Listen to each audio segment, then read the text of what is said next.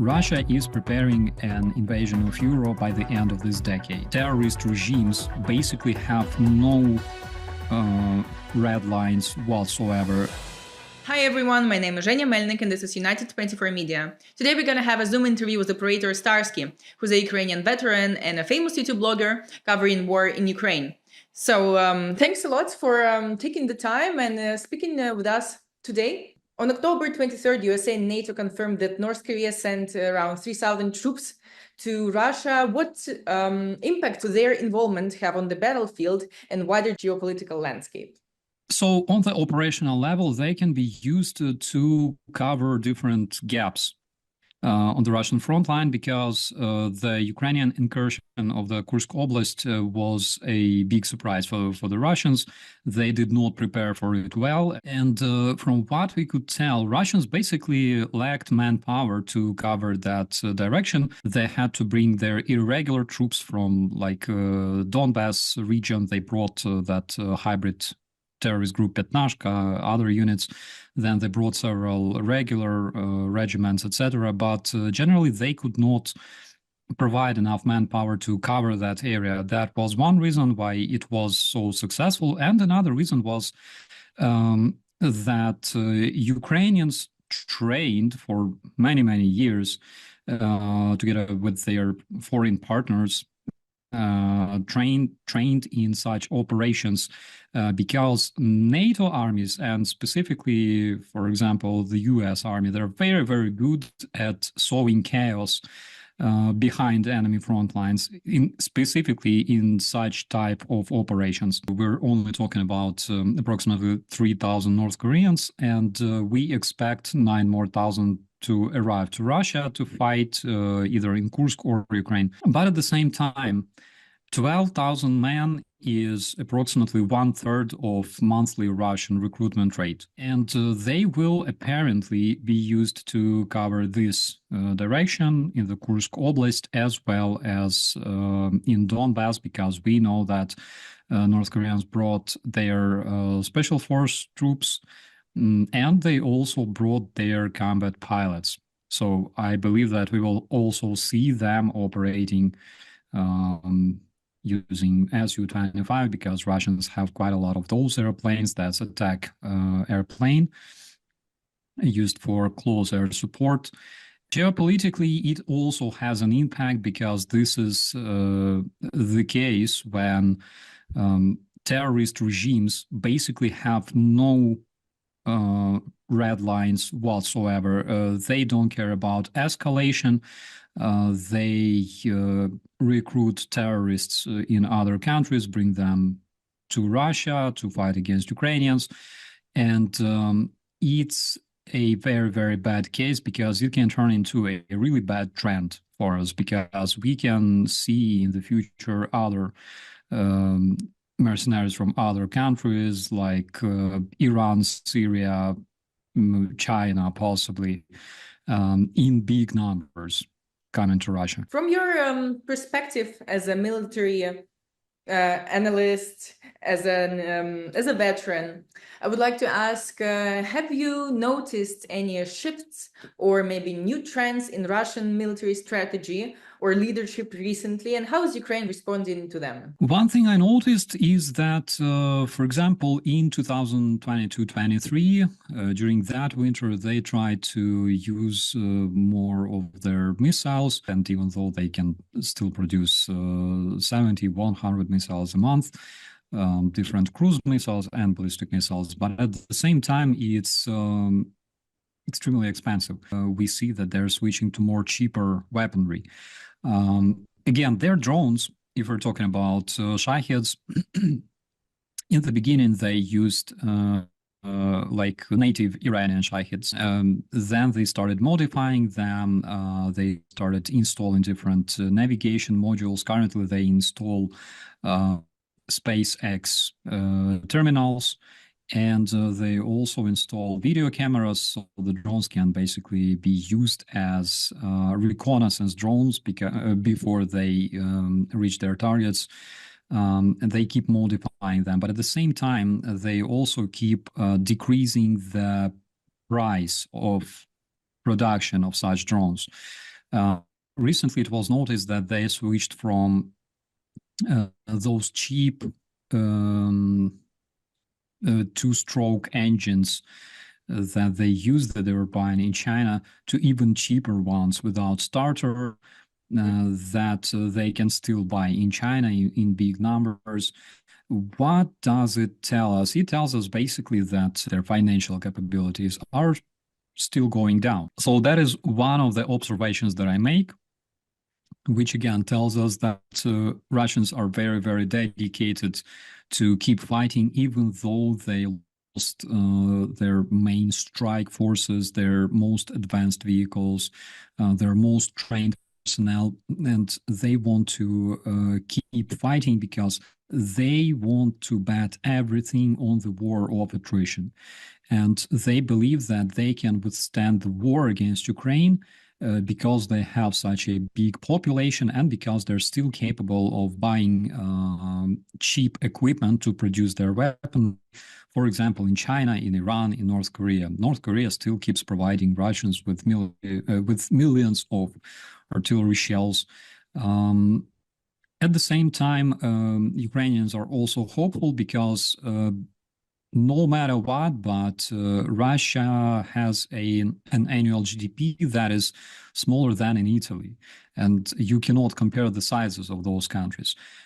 So comparing to all the European countries, the GDP of Russia is like 20 times smaller. Russians don't know what to do whatsoever because Putin expected strategically very, very rapid victory in Ukraine. He failed, and now he doesn't know how to end this war, even though they didn't capture any major city. But at the same time, they captured several smaller cities, which they presented basically like victory over Berlin and like Washington, you know. So in your opinion, how Ukraine's defense forces balancing offensive operations like in Kursk with the need to defend key cities and infrastructure on the example of Selidove or Pokrovsk in the future? What do you think? As generally, defensive operations, they don't require as much personnel as offensive operations. So it depends very, very much on the logistics, on the ways of delivering personnel to the positions. That is something that Russians don't care about. They understand that their main advantage is the manpower, and they can overwhelm the defenders using literally like a horde of orcs that are just thrown into a meat assault, which they keep doing since like 1939. You know, nothing changed, fortunately or unfortunately. This is not our case. We have an absolutely different approach to this because we cannot sacrifice our soldiers as easy as Russians, and it's absolutely not our style. Right. Therefore, I hope that it answers your question. It's not like we need to concentrate a gazillion of soldiers in the single area in order to make sure that this area will not be captured. Sometimes Russians literally destroy the district after district, and there's literally no way to organize your defense whatsoever. Because those ruins are they not fit for proper defense. You cannot create positions or fortifications, and sometimes again there are situations when you can only do one thing, which is slowly withdrawing from the territory, at the same time inflicting as much casualties to the enemy as possible. And that is something that we were successful at in areas like Rubizhne, Lysychansk, Severodonetsk, Bakhmut, same with Selidove. Every winter, Ukraine is expecting a winter to be the hardest one, but this time, I guess it's for real due to last year and this year, Russia's strike on infrastructure. Also, we have Pokrovsk direction, which is not the easiest one, plus now North Korea. So what is your prognosis on this winter? What are the major priorities for Ukraine's military as winter approaches? First of all, increase their defense, fortify their positions, make sure that they have more developed more effective active defense in the area of Pokrovsk, improved defenses in other areas to make sure that Russians won't do any other attempts trying to distract our attention, stretch our reserves. That's something that I believe we will see. And also, we all expect the president's victory plan to finally start working. We will see more weaponry coming to Ukraine. Again, winter is a really good period to prepare for a proper defense, increase our air defense as well. There's a lot of help expected from our Norwegian colleagues, our Swedish colleagues, who will help us increase the air defense, improve the air defense by more air-to-air missiles for our F-16s, etc. At the same time, regarding civilians, it will be tough, but one thing Ukrainians invented during this tragic war is invincibility points. We invented a lot of different solutions, how to survive, how to preserve communication, how to keep internet running during blackouts, during winter specifically. I think even though this winter will be hard, but it's not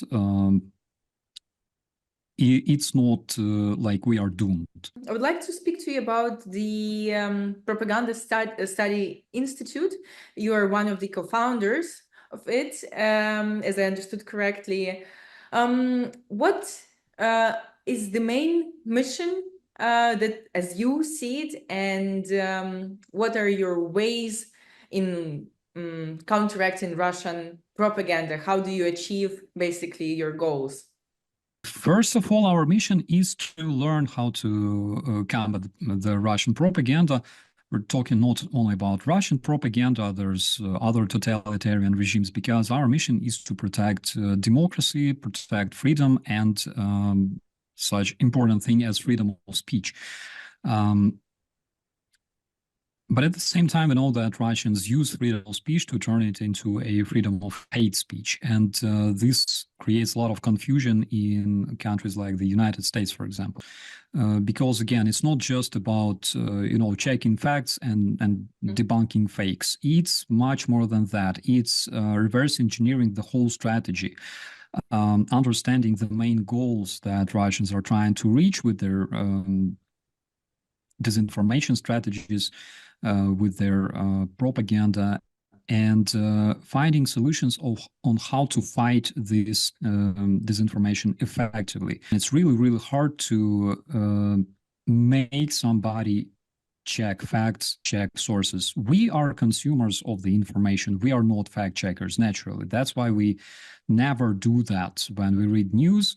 And if those updates catch our attention, we find some kind of absolutely sensational information that attracts all our attention. Usually we never check the source, which works well for the Russian propagandists who understand that people will rarely check the sources of the information. That's why they tend to spread a lot of disinformation in the social media using fake accounts, powered by the artificial intelligence. And by the way, they also use artificial intelligence to create their content. So we are investigating all those cases. We are compiling them, analyzing them, and trying to understand what to do with all this data and how to transform our knowledge into a weapon against the Russian disinformation, how to educate people properly. Unfortunately, even today, we can see cases like Antonio Guterres visiting terrorist federation, shaking hand with internationally wanted war criminal Putin, as if it's a normal thing to do, At the same time, other very, very important, critically important decision makers out there still can't decide whether Russians are terrorists or not, whether they're bad or not, and one of the reasons for that is, of course, because still a lot of European countries, Belgium, Spain, for example, France, they keep buying Russian fuel. We're talking about the LNG. So there are problems to this, and unfortunately, we face a lot of challenges coming not only from Russians, but also from people who don't want to believe or don't really care about believing in the fact that Russia is a terrorist country that wants to see the demise of the United States and whole democratic world. You covered thoroughly like the civilian population, the consumers of the information. But now I want to ask about those who make contents, about the media. So what are the most common misunderstanding in the international Western media you found about the war in Ukraine? That is basically not understanding that Russia is a terrorist regime, even though it was recognized as a terrorist regime by the Parliamentary Assembly of the European Council in 2022. That very year, it was recognized as a terrorist regime by the NATO Assembly. But still, we see cases when people don't really understand the threat. Because they believe that they live under this protective umbrella of NATO and like nothing is threatening them tomorrow, which is false. Unfortunately, according to numerous security agencies, Russia is preparing an invasion of Europe by the end of this decade. They will wait until the elections are finished in the United States, because currently their main theater of informational operations is United States, which is obvious. And after the end of the elections, I believe that they will switch their full attention at Europe. They will keep pushing their support for the far-right movements, far-left movements in the European political biosphere, right? And they will try to do all they can so those countries will be offered by their citizens directly to quit NATO, quit European Union, destroy that economic and political partnership that we have right now, which is the only thing that protects European citizens from the Russian invasion. And then we will see a lot of very, very ugly sceneries being introduced in those countries, being executed by the Russians in those countries. And this all can lead to those goons wearing Russian camouflage literally appearing in the European countries, overthrowing governments, etc. Unfortunately, we faced that in Ukraine in 2014. We know how it works. And we can provide our partners with our experience, with our knowledge on how to prevent that. Again, a lot of media on the West still have another misconception that we need to give right to the Russian media to speak. So I have two questions. First of all, do you really consider Russia a country that has freedom of speech, that has independent media, a country where you can openly say whatever you like? If you really believe in this, then go to the Red Square in Moscow and stand there like a couple of minutes with an empty banner in your hands, and you will see what happens to you. On the other hand, if you don't consider Russia a country with freedom of speech, and you really do believe that Russian media are state-controlled, which is the case, then why do we even need to listen to their propaganda that is narrated by Kremlin and that has only one goal of brainwashing your citizens? What is the point of accepting their standpoint or points of view whatsoever. So that is another observation that I have. What would be your recommendation for a regular civilian person? How do they filter information? What would be these markers that it's somehow linked to Russia? Be very cautious about negative information. Why is that? It's because Russian propaganda can produce a lot of fakes, a lot of really good fakes, but Russian propaganda cannot produce positive information that can motivate you to do good things, to be a better person. Basically, Russians produce a lot of fakes that can only do one thing, that is demotivate you, that is to make you feel scared, demotivated, more toxic, more cynical, content that makes you lose faith, lose trust to the government, to the mainstream media, independent media, and media what's like in general, right? So Russians produce content that can only be used to demotivate people. At the same time, it's a good opportunity for us to become less toxic, to understand that if you are a positive kind of person, then Russian fakes will not really stick to you. Russian disinformation will not really stick to you. Ask yourself, was it created by the Russians? Does it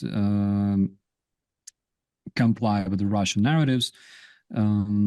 So that is one of the advices that I can share with our viewers. Again, nobody is born a fact checker. Nobody is born a fighter for truth, right? But armed with facts and with good morale, we can withstand the Russian disinformation.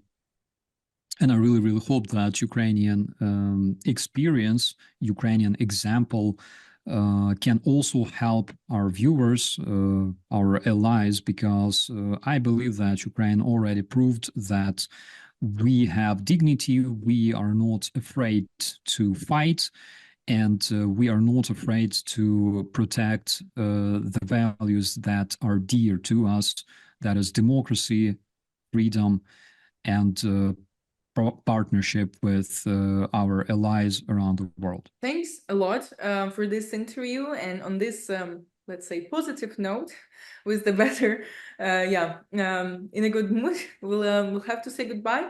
I hope we will speak sometime in the future. Maybe we'll have new topics to discuss, and I wish you the best of luck with everything you do, and thank you so much.